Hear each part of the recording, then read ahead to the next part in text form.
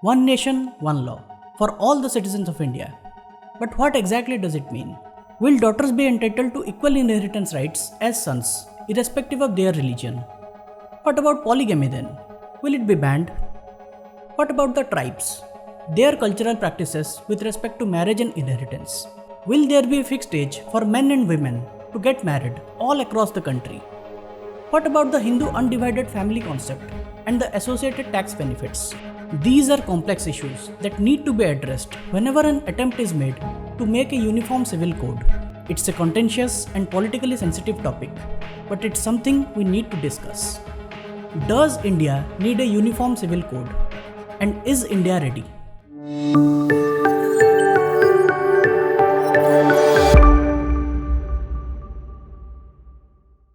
Before we go into the details, we need to understand that Uniform Civil Code is a complex and vast topic, but unfortunately, the discourse around it has been extremely political and bitter. UCC is a matter of gender justice, equality, and social cohesion. So I request you to please be patient and keep an open mind. आप मुझे बताइए, एक घर में परिवार के एक सदस्य के लिए एक कानून हो, परिवार के दूसरे सदस्य के लिए दूसरा कानून हो, तो क्या वो घर चल पाएगा क्या? फिर ऐसी दोहरी व्यवस्था से देश कैसे चल पाएगा? हमें याद रखना है कि भारत के संविधान में भी नागरिकों के समान अधिकार की बात कही गई है और सुप्रीम कोर्ट ने बार बार कहा है। सुप्रीम कोर्ट डंडा मारती है, कह रही है कॉमन सिविल कोड लाओ। The party in power, the Bharatiya Janata Party or BJP, has had three core issues. In their election manifesto before 2019 general elections, called the Sankalp Patra, these matters have been clearly mentioned. Abrogation of Article 370, special status to Jammu and Kashmir, construction of Ram Temple in Ayodhya, and implementation of Uniform Civil Code. BJP can claim that they have fulfilled two of their major promises on which they fought the election. The one that remains is UCC. But unlike the other two, UCC is much more complicated to implement because of its far-reaching socio-cultural ramifications and legal and legislative complexities. On June 14, the Law Commission initiated a consultation process on the UCC, seeking views from stakeholders, including public and recognized religious organizations. As per reports, more than 50 lakh responses were received before the deadline ended on 14th July. Also, Uttarakhand is set to come out with its draft of Uniform Civil Code in the coming days. So what is Uniform Civil Code? It's a three-word phrase. Uniform means same or consistent. Civil means matters mostly related to personal identities and family. And code means a set of laws. Uniform Civil Code is a mean to ensure legal equality and protection in civil matters. So does this mean we don't have uniform laws applicable equally to all citizens? No, that's not really the case. While the criminal laws in India are uniform and applicable equally to all, irrespective of their religious beliefs, civil laws are influenced by faith, that is the personal laws. So for instance, the laws governing marriage and divorce apply differently for a Hindu woman from a Muslim woman as per their personal laws. Laws that apply to a certain group of people based on their religion and belief are called the personal laws. These personal laws are influenced by cultural traditions, customs, and religious texts. So we have different personal laws for Hindus, Muslims, Christians, Parsis, etc. This entire debate of UCC is centered around civil laws, specifically related to family matters like marriage, divorce, alimony, adoption, succession, etc. And there is a demand that there should be one civil code applicable equally to all citizens of India, irrespective of their religion. The idea of Uniform Civil Code is not a new one. It has been extensively debated in the Constituent Assembly. Prior to the formulation of the Constitution of India, Dr. Ambedkar was a strong proponent of the Uniform Civil Code. He said, "I personally do not understand why religion should be given this vast, expansive jurisdiction so as to cover the whole of life and to prevent the legislature from encroaching upon that field. After all, what are we having this liberty for?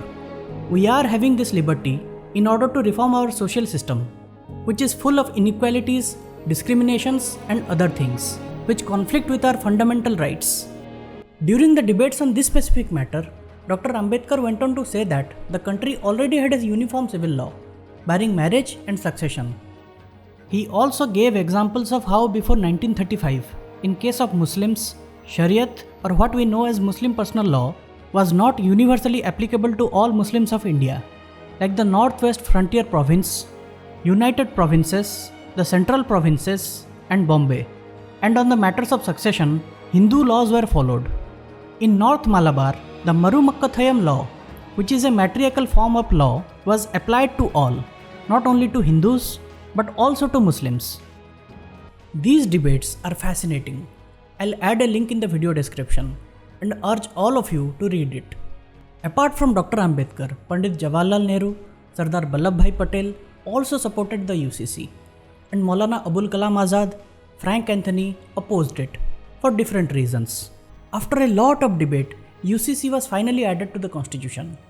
Part 4 of the Indian Constitution deals with the directive principles of state policy from Article 36 to 51. Now, what does directive principle mean? Article 37 says, the provisions contained in this part shall not be enforceable by any court, but the principles therein laid down are nevertheless fundamental in the governance of the country, and it shall be the duty of the state to apply these principles in making laws. So these principles are not enforceable by law, but the state should strive to implement these principles in letter and spirit. And one of these articles in the directive principles, that is Article 44, has clearly mentioned the UCC. It says, the state shall endeavour to secure for the citizens a uniform civil code throughout the territory of India. As British colonial forces started to gain foothold in India, they realized a lack of uniformity in Hindu personal laws. It differed from region to region, community to community. It made things difficult for them in case of arbitrations. But the British rule didn't want to interfere in personal laws of religious communities. However, in the late 19th century, when progressive voices from within the Hindu community started to rise, the British rulers undertook a number of reforms in the Hindu personal laws. Like Raja Ram Mohan Rai, Ishwar Chandra Vidyasagar worked with the British administration to get rid of evil practices within the Hindu society, like Sati Pratha, untouchability, widow remarriage prohibition, etc. And in the early 20th century, efforts to put together different Hindu personal laws into one single code began. In 1941, the British government formed the B.N. Rao Committee to look into the matter and propose a common code for Hindus. As per the recommendations of the B.N. Rao Committee, the Hindu Code Bill was introduced in the Constituent Assembly on 11th April 1947. There was opposition from many members and also from the Hindu conservatives. The bill could not be passed then. But after the first general elections, Jawaharlal Nehru's government introduced the Hindu Code Bills in the parliament. And 4 bills were passed in 1955-56. Those are the Hindu Marriage Act 1955, Hindu Succession Act 1956, Hindu Minority and Guardianship Act 1956, and Hindu Adoption and Maintenance Act 1956. The Hindu Code would apply to anyone who was not a Muslim, Parsi, Christian or Jew, and asserted that all Hindus would be governed under a uniform law, which means Sikhs, Buddhists, Jains, etc. also became part of this code along with the Hindus. With enactment of these acts, polygamy was banned and became punishable under IPC. Divorce was not acceptable earlier in Hindus, but it was then legally accepted. Women were given equal rights as men in succession. We have to understand one thing here. These were not incremental changes, but these were drastic changes that were introduced. The society was not really ready to accept all these changes, but over a period of time, when progressive voices from within the society emerged, these changes were accepted. Another important act of that period is the Special Marriage Act 1954, which we know as registered marriage.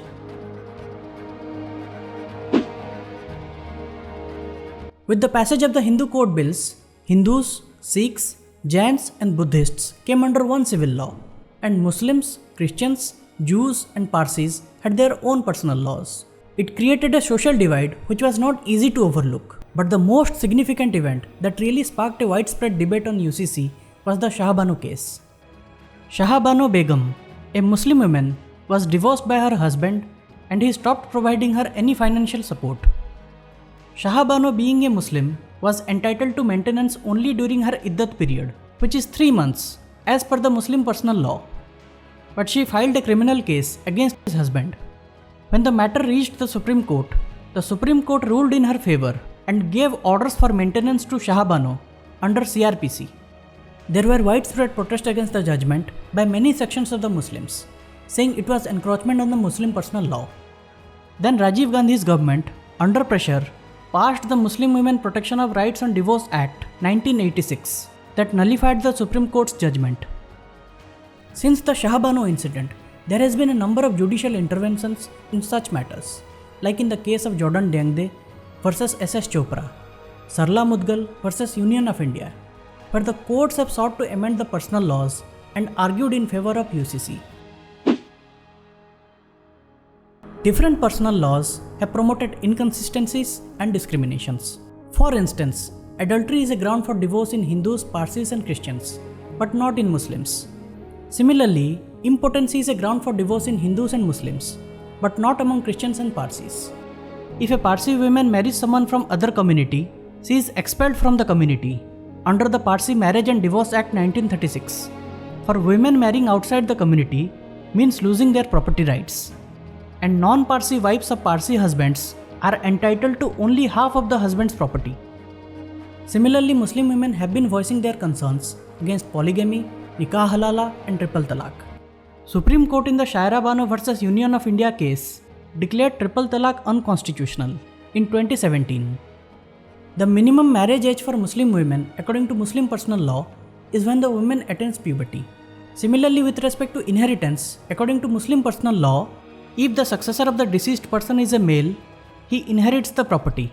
But if the successor is a female, she has to share the property with the brothers and sisters of the deceased. There are a few complications with respect to implementation of the UCC. India is a culturally diverse country. It has a significant tribal population that have their own cultural practices, which may be discriminatory in nature, but it has been a part of their lives for a very long time. How to include the tribal population under a same civil code? There are a few special rights given to specific tribal groups. Adoption of the 6th schedule under Article 244 is an example. It provides for the formation of autonomous district councils that have some legislative, judicial, and administrative autonomy within a state. The ADCs are entrusted with making laws and rules with respect to inheritance, succession, marriage, and divorce. Article 371A provides that no act of parliament in respect of religious and social practices of the Nagas, Naga customary law, and procedure et al. Shall apply to the state of Nagaland, unless the Legislative Assembly of Nagaland so decides by a resolution. Similarly, Articles 371B to 371I offer similar exceptions to other states in the Northeast, considering different social conditions prevalent in these parts. What will happen to these special provisions if a uniform civil code is implemented? Another complication is Hindus are not allowed to have sapinda marriage, that is consanguineous or cousin marriage.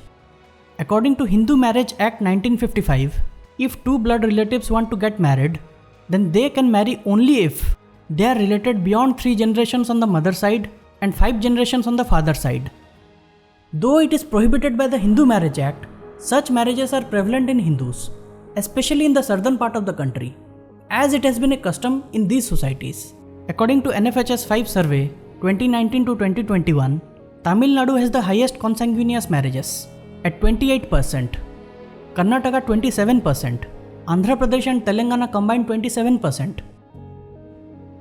With respect to religions, consanguineous marriages are highest in the Muslim community at 15.8%, Buddhists 14.5%, Christians 11.9%, and Hindus 10.1%. As far as other religions are concerned, Muslims, Jews, Baha'is don't prohibit cousin marriages. However, medical evidence suggests that children born out of consanguineous marriages can inherit genetic and mental health diseases. So if a common code is brought now, what will be the status of consanguineous marriages? A version of the UCC is already in place in Goa. Goa, an erstwhile Portuguese colony, follows the Portuguese Civil Code of 1867, which means laws in case of marriage and divorce apply equally to all, irrespective of religion.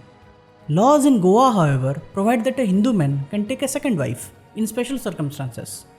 Will it also be done away with? Considering these complications, the 21st Law Commission recommended reforms in individual family laws over one uniform civil code, which it said was neither desirable nor necessary. The government in power, however, seems firm on implementing the UCC, which could very well become a poll ploy for the BJP, as the general election in 2024 looms. Societies evolve over the years as times change.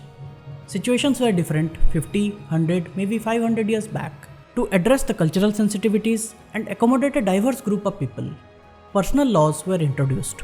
But in a democratic setup like India, where everyone enjoys equal rights and the rights are protected by the Constitution of India, should there be different laws for different people?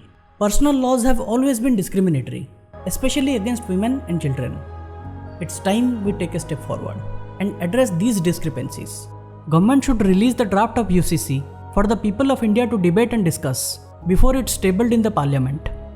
The UCC must ensure no discrimination is meted out to any section of the society, and at the same time be sensitive towards the cultural diversities and traditions. Government should work towards building a consensus and assuage the fears of different sections before passing such a crucial law. UCC is essential not only for gender justice but also for national integration. Quoting Victor Hugo here, Uniform Civil Code is an idea whose time has come. Thanks for watching. Please support the channel by liking, sharing and subscribing. Thank you.